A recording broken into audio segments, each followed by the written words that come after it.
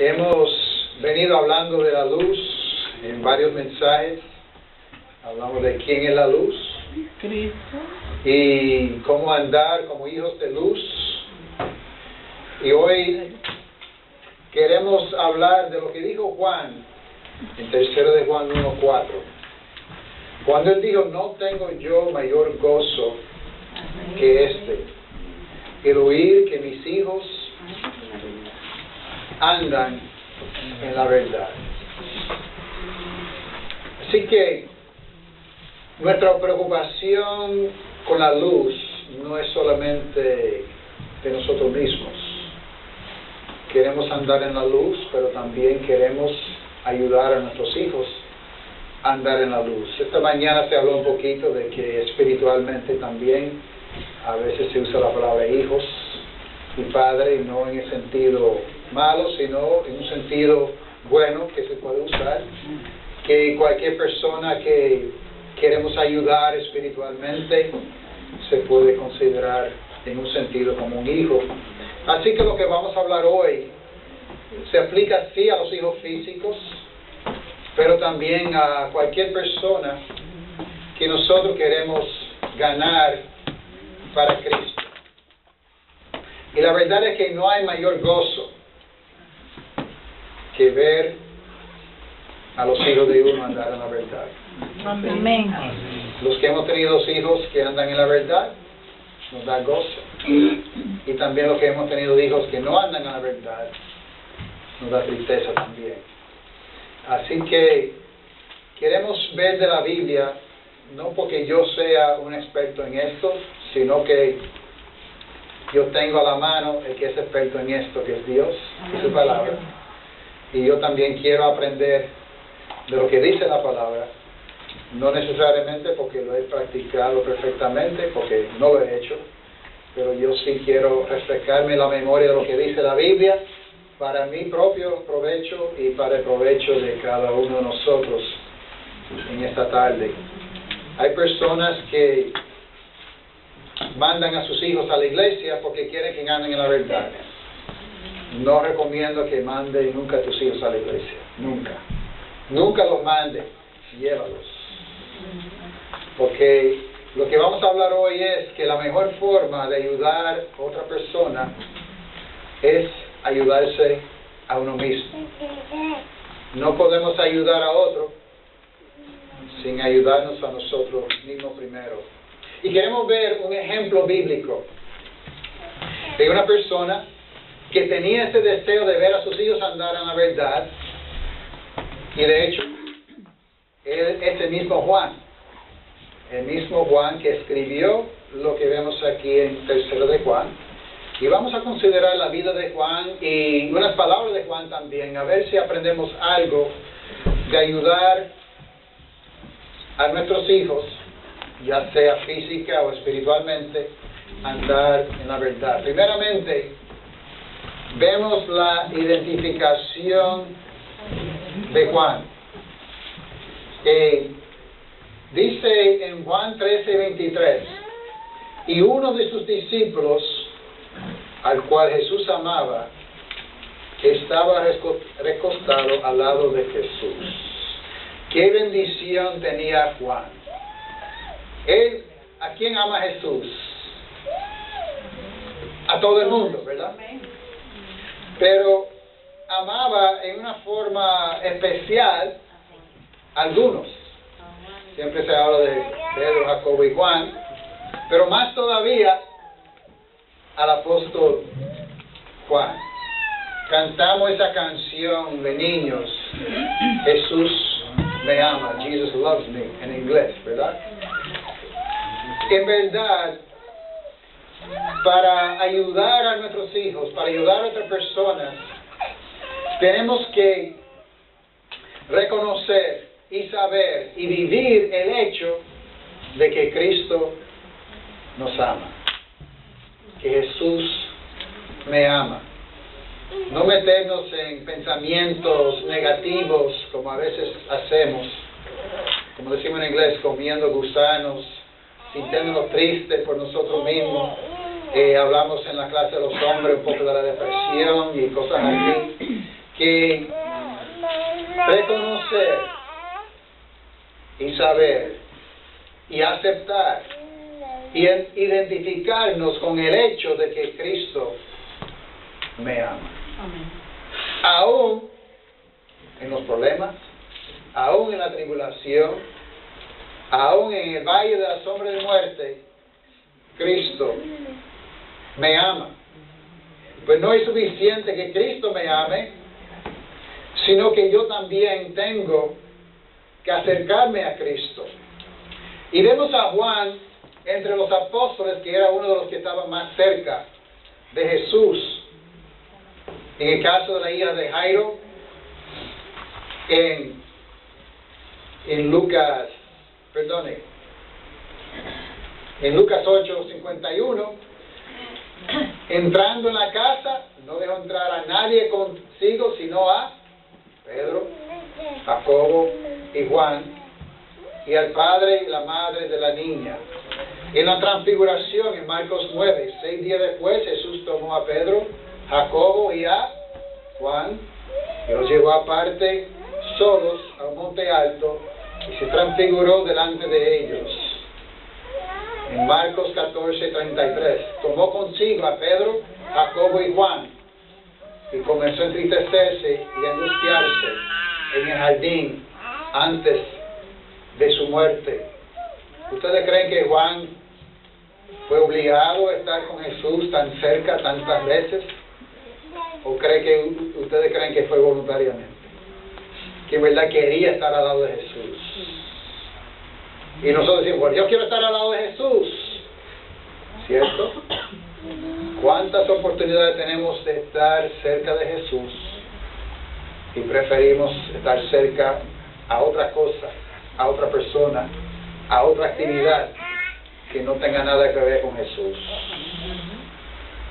Juan, aún entre los discípulos, era uno que quería y estaba más cerca de Jesús. ¿Cómo podemos estar más cerca de Jesús? Pasando más tiempo con Él. ¿Cómo pasamos tiempo con Él? Leyendo su palabra, orando, ayunando, asistiendo a los servicios de la iglesia. ¿Eso es lo que nos gusta o lo hacemos por obligación? Pues también cuando Jesús, ¿se acuerdan que todos los otros discípulos, cuando vinieron a aprender a Jesús, ¿qué hicieron? Salieron corriendo. Pero Juan fue el único. Pedro le siguió de lejos y lo negó. Pero ¿qué dice en Juan 18:15? Y seguían a Jesús Simón, Pedro y el otro discípulo. Y este otro discípulo es Juan. Y este discípulo era conocido de sumo sacerdote y entró con Jesús al patio del sumo sacerdote. Aquí vemos que sí era voluntario. No era por casualidad que Juan era uno de los que estaba más cerca de Jesús. Él quería estar cerca de Jesús.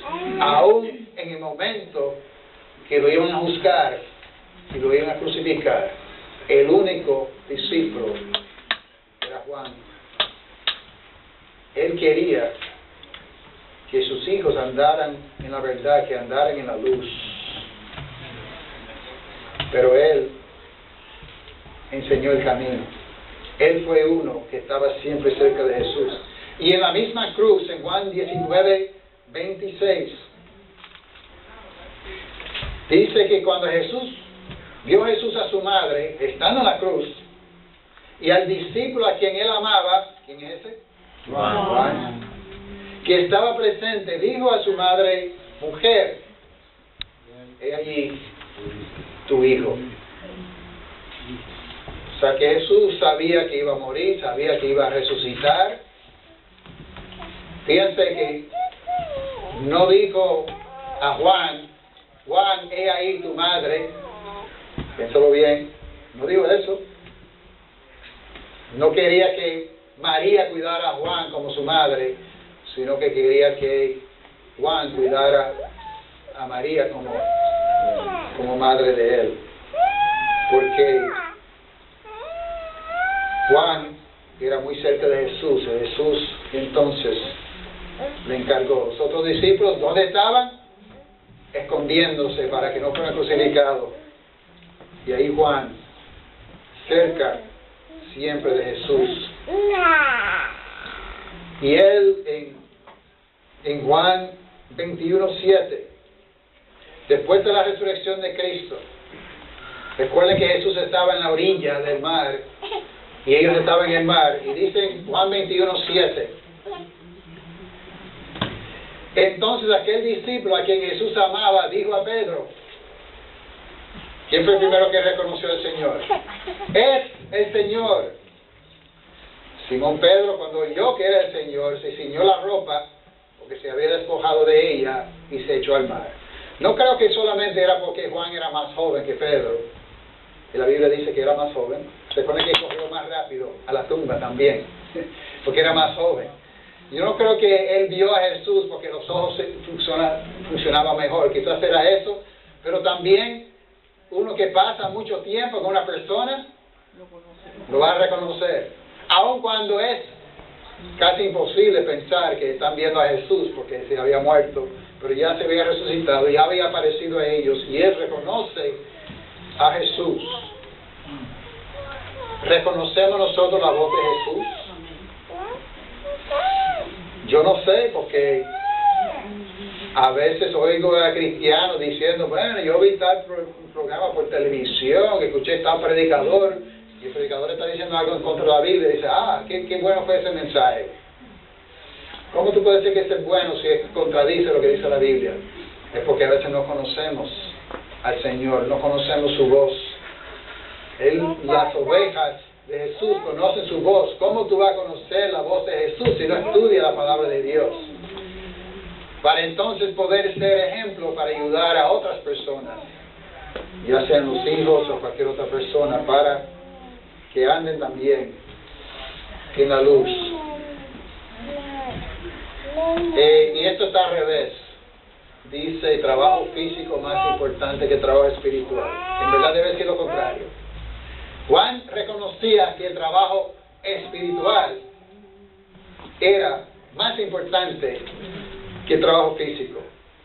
Porque cuando Jesús llamó a sus hijos, dijo, y asimismo de Jacobo y Juan, hijos de Zebedeo, que eran compañeros de Simón, pero Jesús le dijo a Simón, no temas, ahora serás pescadores de hombres. Y así que Juan dejó su trabajo físico para hacer un trabajo espiritual, pescando hombres. Y así es que nosotros, pues, si queremos ayudar a otra persona, tenemos que en verdad ayudarles con nuestra vida, y que nuestra vida demuestra que tenemos prioridades. No es suficiente predicar a otros que deben tener prioridades, sino que ven en nuestra vida que en verdad consideramos las cosas espirituales más importantes que las cosas físicas. Esto fue el comienzo de la vida de Juan con Jesús. Y como ya hemos visto, estaba cerca de Jesús. Estaba muy cerca de Jesús hasta en su muerte. Y después de la resurrección y la ascensión de Jesús, Juan siguió sirviendo a Jesús y a Dios con ánimo. En Hechos 3:1 dice que Pedro y Juan subían al templo juntos. ¿A qué hora? La hora novena, que era la hora de la oración. No dice que Juan iba al cine a las 3 de la tarde, porque a las 3 de la tarde dan las mejores películas, ¿verdad? Así dice, ¿no? ¿Tú no has visto eso en la Biblia? Yo tampoco. Que Juan subía a su casa a las 2 de la tarde, porque a las 2 de la tarde dan la mejor novela por televisión. No dice que Juan, no, nada de eso. ¿Dónde iba él? subir al templo Ahora. a la hora de orar. ¿Y qué pasó? En el mismo capítulo vemos que había un mendigo, un hombre cojo, y dice esto cuando vio a Pedro y Juan que iba a entrar en el templo, les rogaba que le diese limosna. Pedro con Juan, fijando en él los ojos, le dijo, míranos. Pedro y Juan ahora van a orar, ven a una persona necesitada y le van a ayudar, pero no con dinero, ni oro y plata no tenemos, pero lo que tenemos le damos. En el nombre de Jesús de Nazaret, levántate, toma tu lecho y anda. Y en versículo 11 dice que, y teniendo asidos a Pedro y Juan, el cojo que había sido sanado, todo el pueblo atónito concurrió a ellos al pórtico que se llama de Salomón. Y vemos a Pedro y a Juan predicando entonces el mensaje después de este gran milagro. Pues se meten en problemas, ¿verdad? Por el trabajo que están haciendo. Y en Hechos capítulo 4, en versículo 13, dice entonces, viendo el denuedo de Pedro y de Juan, y sabiendo que eran hombres sin letras y de vulgo, se maravillaban y le reconocían que habían estado con Jesús. Se fija que no es tan importante haber estudiado mucho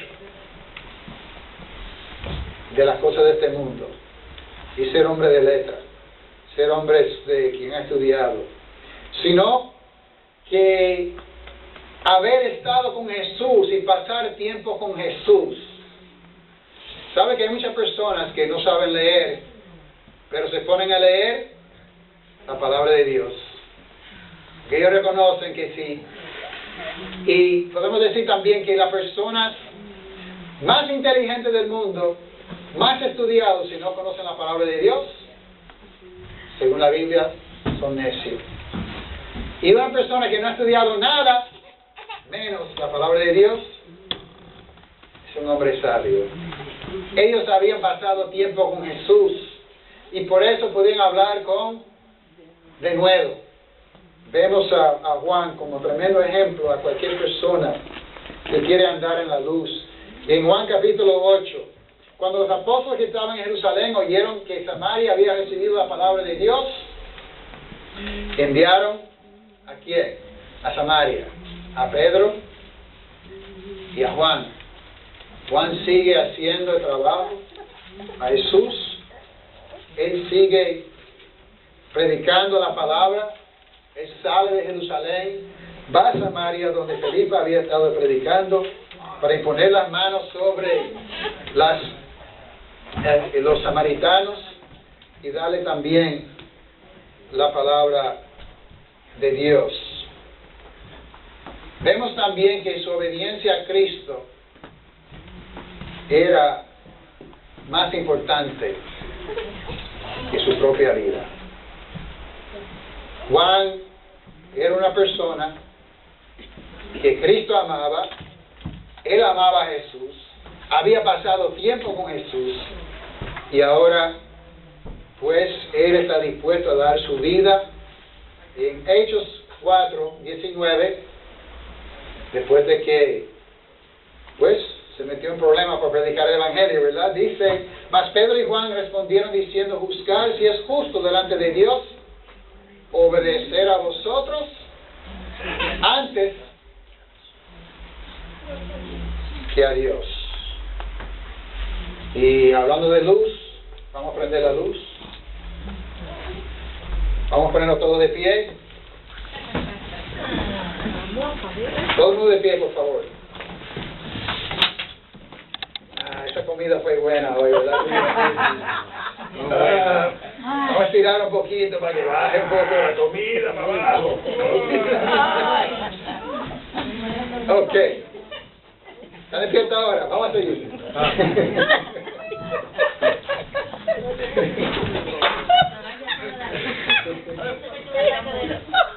Pero Dios mío.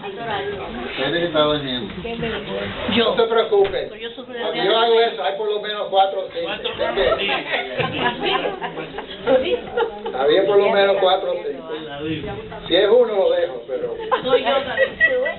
está bien, eran varios. Muy bien. Pues Juan sabía que su obediencia a Cristo era más importante que su propia vida. Él quería obedecer a Dios antes que los hombres. Tenemos que preguntar a veces, pues enseñamos a nuestros hijos lo opuesto, que nosotros nos preocupamos más por lo que piensan los hombres, menos que por lo que piensa Dios. Así es que también vemos en Apocalipsis 1, Juan escribió el último libro de la Biblia, y ¿qué dice él? Yo, Juan, vuestro hermano, y copartícipe vuestro en la tribulación y en el reino, en la paciencia de Jesucristo, estaba en la isla llamado Patmos, cogiendo vacaciones. A las islas por allá dice que son bonitas en esa área del mundo. No, por causa de la palabra de Dios y el testimonio de Jesucristo, estaba preso en esa isla. Pero él estaba dispuesto a sufrir por la causa de Cristo, poner a Cristo primero, aunque tuviera que sufrir, no buscando conveniencia. Si nuestros hijos nos ven mintiendo en la planilla para sacar un poco más de dinero del gobierno, si los hijos nos ven engañando a una persona para venderle un carro que no sirve, si los hijos nos ven haciendo cosas a nuestro favor en vez de a favor de Dios, en vez de poner a Dios primero, aunque tengamos que sufrir, pues estamos siendo mal ejemplo, a menos que hagamos como Juan y estamos dispuestos a hacer lo correcto, cueste lo que cueste. Que ninguno sufra, como dice Pedro, como malhechor o como pecador. Pero si sufrimos por la causa de Cristo, la mejor cosa que tú puedes hacer para tus hijos es perder tu trabajo, si es por hacer lo bueno. Lo peor que puedes hacer es perder el trabajo, si es por hacer lo malo. Y los hijos saben. Ellos saben si perdiste trabajo por hacer algo bien hecho, o si perdiste trabajo por hacer algo mal hecho. Porque los hijos son muy astutos. Ellos examinan las intenciones de corazón y a veces son más honestos que uno mismo. Así que Juan fue tremendo ejemplo, poniendo a las cosas más importantes primero. Juan era, como dice Gálatas 2:9, una columna en la iglesia. Y reconociendo la gracia que me había sido dado, Jacobo, Cefas y Juan, que eran considerados como columnas, nos dieron a mí y Bernabé la diestra en señal de compañerismo para que nosotros fuésemos la gente. Vamos a hablar de eso un momentito. ¿Tú eres columna en la iglesia? ¿O eres, qué eres? ¿Una mosca que entra y vuela por aquí de vez en cuando? Yo doy gracias a Dios de una cosa. Cada vez que entro en este edificio, mis tremendos hermanos, columnas están aquí. Amén. Y hay 2 o 3 personas aquí también, quizás más de 2 o 3, que yo puedo confiar en su asistencia aquí, tanto como puedo confiar en esta columna, porque nunca faltan. Y si faltan como esa señora que nunca faltaba de la iglesia y nunca llegó, la gente dice, algo tiene que andar mal. Y fueron, de hecho, se había muerto en su casa. La única vez que faltó al servicio. Es un ejemplo, hay varias cosas de columna, pero piensa, ¿soy columna en la iglesia? ¿O una mosca que cuando huele algo de comida o algo, yo entro, saco algo y me voy?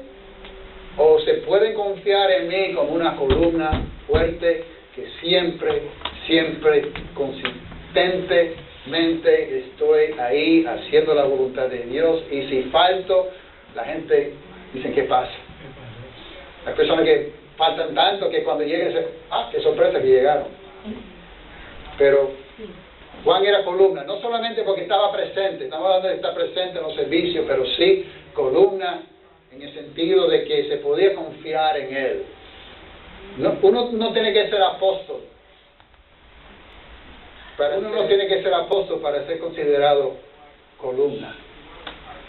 Para ser, ¿qué hace una columna? Sostiene, ¿verdad? Sostiene lo que está arriba. Esa persona que aguanta el peso, los problemas, las situaciones, confiable. Esta columna se ven quejando. ¿Cuántos años tiene esta columna sosteniendo lo que está arriba? Bueno, y lo único que él hace de vez en cuando es ponerle unas flores para darle la gracia. ¿Verdad? ¿Eh? Pero no se quejan. Columna. ¿Quiere ayudar a tus hijos? ¿Quiere ayudar a otra persona? Sea una columna en la iglesia como lo fue Juan.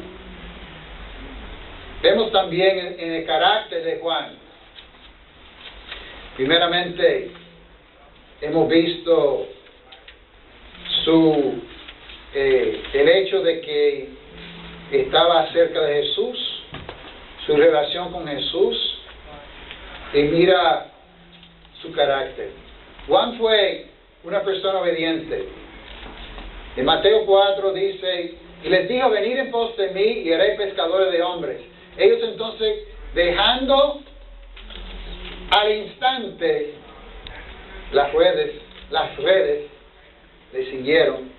Pasando de allí, vio a otros dos hermanos, Jacobo, hijo de Zebedeo, y Juan, su hermano, en la barca, y su padre, que remendieron sus redes, y los llamó. Ellos dejando, ¿cuándo? Al instante, la barca y a su padre le siguieron. La obediencia siempre conlleva un factor tiempo.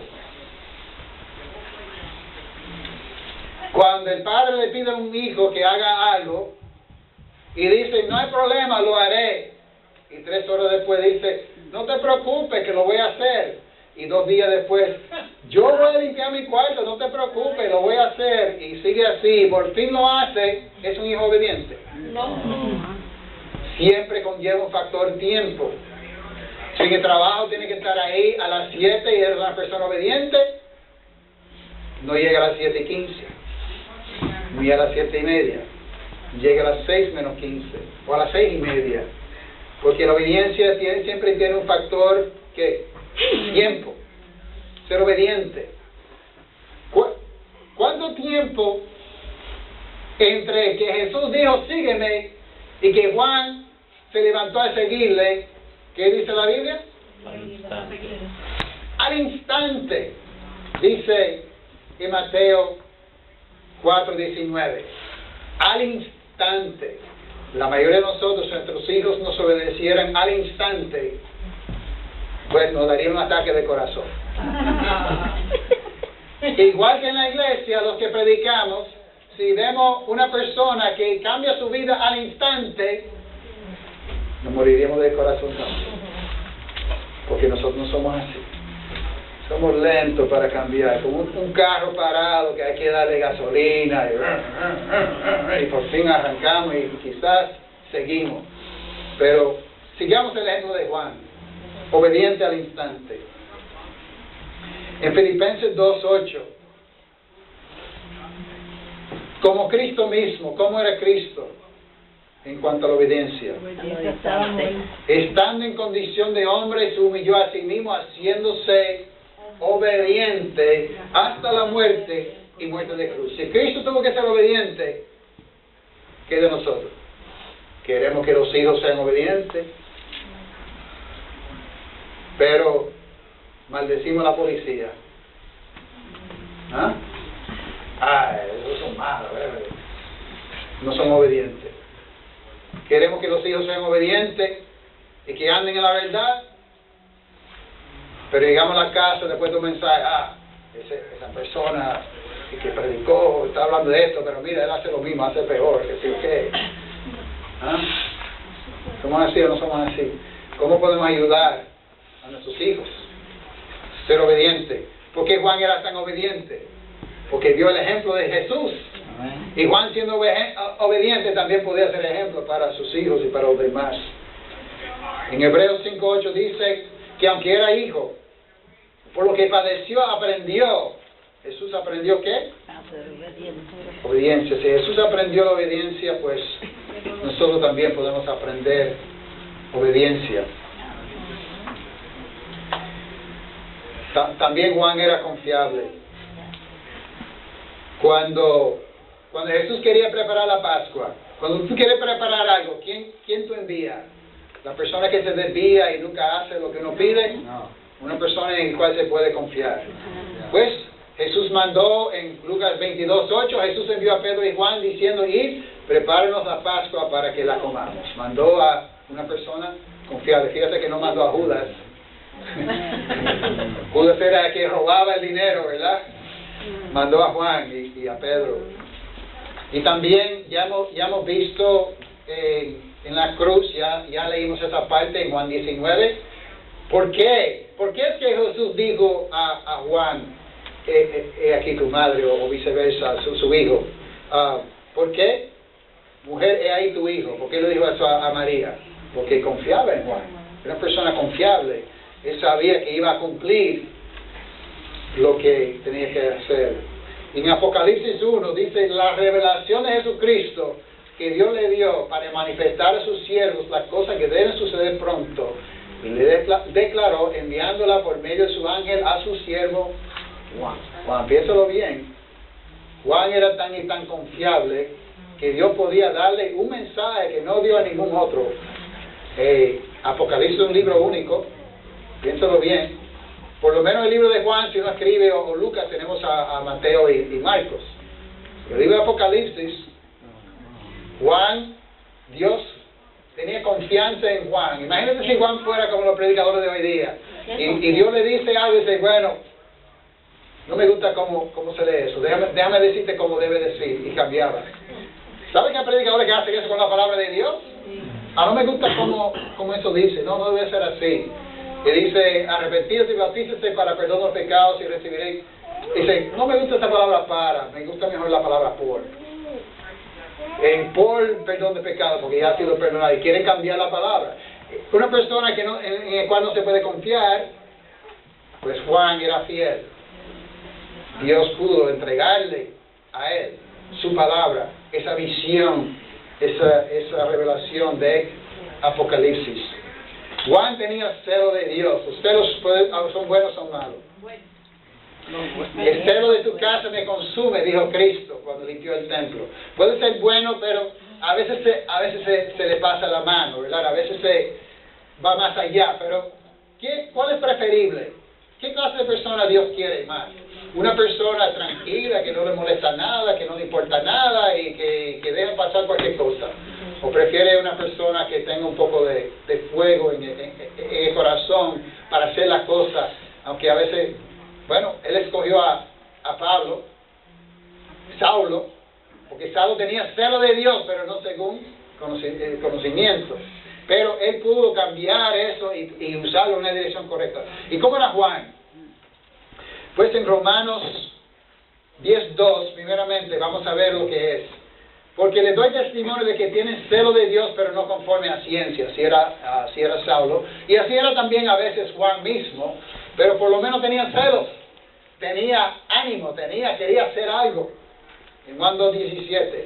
Entonces se acordaron sus discípulos que está escrito: el celo de tu casa me consume. Y eso es lo que ya citamos en Juan 2:17. Ahora, siempre regañamos a Jacobo y Juan como los otros discípulos, porque en Marcos 10:34, Jacobo y Juan, hijos de Zebedeo, se le acercaron diciendo: maestro, querríamos que nos haga lo que pidiéramos. Y él les dijo: ¿qué queréis que eso os haga? Ellos le dijeron: concédenos que tu gloria nos sentemos el uno a tu derecha y el otro a tu izquierda. Por un lado, pues ya Cristo lo regaña y esa es una parte, pero piensa en otro lado. Juan amaba a Jesús, quería estar cerca de Jesús, por lo menos, aunque se estaba desviado un poquito, su corazón iba en una dirección buena, él quería estar ahí.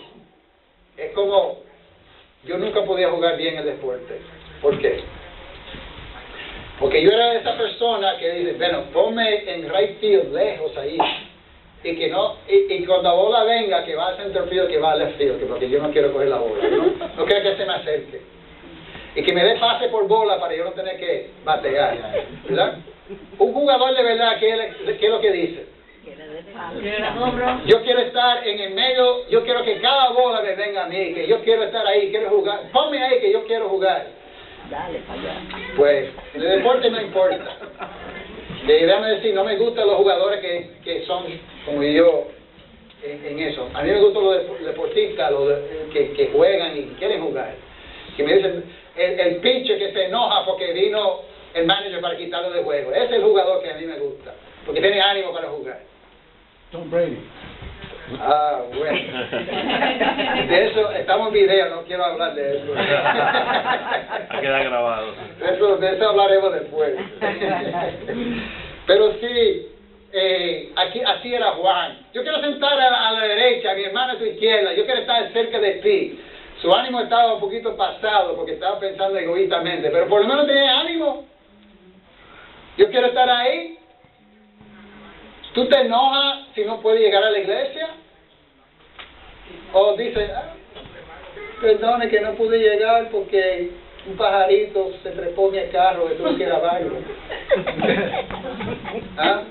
Pues, hoy me duele la uña izquierda, o cuando algo te pasa, chocaste el carro y quedaste en hospital, y quedado ahí y dices, qué malo que no pude ir a la iglesia, yo quería ir hoy. ¿Ah? ¿Cómo somos? ¿Cuál es nuestro ánimo? ¿Queremos estar al lado de Jesús o no queremos estar al lado de Él? Amén. Pues en Lucas 9, entonces respondiendo Juan dijo, Maestro, hemos visto a uno que echaba fuera demonios en tu nombre, se lo prohibimos porque no sigue con nosotros. Jesús tuvo que regañarlo también en ese caso, pero tenía ese ánimo, queremos hacer el bien. Bueno, se le pasó la mano un poquito, 5 versículos después, en 54. Viendo esto sus discípulos, Jacobo y Juan, dijeron, Señor, ¿quieres que mandemos que descienda fuego del cielo, como hizo Elías, y lo consuma? Jesús también tuvo que regañarlo. Pero por lo menos tenía ánimo, quería hacer algo, aunque se le pasó la mano, porque Cristo dice, tú no sabes de qué espíritu soy. Hay que tratar las cosas diferentes que los días de Elías ahora, pero por lo menos tenía ánimo para hacer algo. Y por eso es que Marcos 3:17 dice, a Jacobo, hijo de Zebedeo, y a Juan, hermano de Jacobo, a quienes apedilló Boanerges, esto es, hijos del trueno. ¿Cuál es el impacto tuyo en la vida? Hijo de...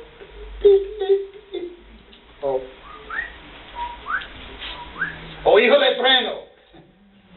Ese ánimo, ese impacto para cambiar vidas, para ayudar a la gente, para hacer el bien, para lograr las metas, para seguir adelante y hacer la voluntad de Dios. Pero vemos también que Juan recibía corrección, porque cuando él quería sentarse a la izquierda a la derecha, ¿qué dijo Jesús en Marcos 10? Entonces Jesús le dijo, no sabéis lo que pedís, pidiendo sentarse a la izquierda a la derecha. ¿Podéis beber el vaso que yo bebo o ser bautizado con bautismo con que estoy bautizado? Y ellos dijeron, podemos. Jesús le dijo, a la verdad, del vaso que yo bebo beberéis, y con el bautismo con que estoy bautizado seréis bautizados, pero de sentaros a la derecha y a la izquierda no es mío darlo, sino aquellos por quienes es preparado. Vemos a Juan recibiendo esa corrección de Jesús. Y también en el otro caso, que mira ese que no anda con nosotros, que dijo Jesús en Lucas 9, Jesús dijo, no se lo prohibáis, porque el que no es contra nosotros, por nosotros es Contra mí. Y en Lucas 9:55, entonces volviéndose él lo reprendió diciendo, vosotros no sabéis de qué espíritu sois, Y entonces, si leemos en Hebreos 12, el hecho, no hay tiempo para leerlo completo, pero ustedes leen después. En Hebreos 12, de 4 hasta el 11, se habla del hecho de la disciplina del Señor, que es para nuestro provecho. En el momento no parece placentero, pero sí tenemos que recibir esa corrección. El padre que no recibe corrección no puede corregir a su hijo. Tenemos que ser humildes. Y a veces hasta los hijos tienen que corregirnos. Y tenemos que pedir perdón a los hijos también. Tenemos que recibir esa disciplina del Señor.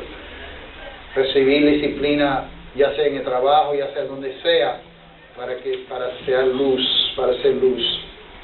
Así es también en la manera de hablar. Si queremos que nuestros hijos anden en la luz, y las personas alrededor de nosotros, tenemos que fijarnos en nuestra manera de hablar. Como dice en Efesios 4:15, sino siguiendo la verdad en amor, crezcamos en todo en aquel que es la cabeza, esto es Cristo. ¿Cuál debe ser mi meta en cada conversación? Dos cosas: decir la verdad con amor. Cualquier otra cosa está fuera de orden. La verdad con amor. Nunca cabe la mentira y nunca cabe una palabra sin amor, aunque sea verdad. Así es que vemos a Juan. Mira cómo hablaba Juan, usando la palabra amados, hijitos. 1 de Juan 2:12. En 1 de Juan 2:1, hijitos míos, estas cosas escribo. 1 de Juan 2:12, os escribo a vosotros, hijitos, porque vuestros pecados han sido perdonados por su nombre. En 13, os escribo a vosotros, padres, porque conocéis que desde el principio, os escribe jóvenes, os escribo a vosotros, hijitos. 1 de Juan 2:18, hijitos, ya hace último tiempo. Se fija cuando él habla de los hijos, no solamente los hijos físicos, sino que a cualquier persona que pueda aprovechar de la enseñanza que él da. 1 de Juan 3:7, hijitos. 1 de Juan 3:18 y 1 de Juan 4:4 y 5:21, hijitos, guardaos de los ídolos. Él siempre hablaba de amor. En el libro de Juan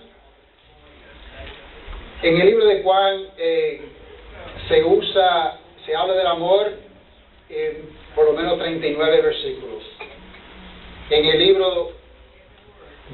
las epístolas hay por lo menos 33 veces que Juan habla del amor. En 2 de Juan 1:1, el anciano, a la señora elegida y a sus hijos, a quienes yo amo en la verdad. Y no solo yo, sino también todos los que han conocido la verdad, a causa de la verdad que permanece en nosotros y estará para siempre con nosotros, sea con vosotros gracia, misericordia y paz. Y de Dios el Padre, del Señor nuestro Cristo, Hijo del Padre, en verdad y en amor. Así que Juan siempre hablaba con amor. ¿Qué es lo que va a ganar a nuestros hijos, ya sean hijos físicos o hijos espirituales? Sino el amor. Tenemos que hablar con amor siempre. Con el enojo no sirve. En otras palabras, ¿cómo podemos lograr? No podemos forzar a nadie a hacer nada. Pero ¿cuál es la mejor esperanza para una persona que no es salvo? Pues es que una persona que es salvo vive la vida tal y como Cristo mandó y al mismo tiempo le habla con amor a esa persona para salvarlo. Y por eso es que nosotros, si queremos oír que nuestros hijos anden en la verdad, pues tenemos que ayudarnos a nosotros mismos primero y seguir el ejemplo de Juan, como dice en el avión, ¿verdad? Cuando tú quieras ir, cuando se baja la presión en el avión y bajan las máscaras, caen de arriba, ¿qué es lo que dicen? Debe poner la máscara al niño primero, ¿verdad? No, No. No. Tiene que poner la máscara la tuyo suya, primero. la suya primero. Y entonces va a poder respirar bien para entonces trabajar el tiempo que toma para poner la máscara al hijo. Hay padres que quieren que sus hijos anden a la verdad y los manda a la iglesia. Hay personas que quieren que otra persona hagan el bien, pero ellos mismos no lo hacen. Tú tienes un hijo difícil, tú tienes un vecino difícil, tú tienes un hermano difícil, tú tienes a alguien que quiere ganar para Cristo, tú quieres en tu mente a una persona, qué bueno sería si esta persona anduviera en la verdad. Pero ponte la máscara, respire la palabra de Dios, sigue el ejemplo de Juan en su acercamiento a Cristo, en su carácter, en su celo por Dios, en su amor. Esa es la mejor esperanza que tiene para ver a los que están cerca de ti, cerca de mí, que ellos también algún día anden en la luz, que anden en la verdad. Amén. Oremos. Gloria a Dios.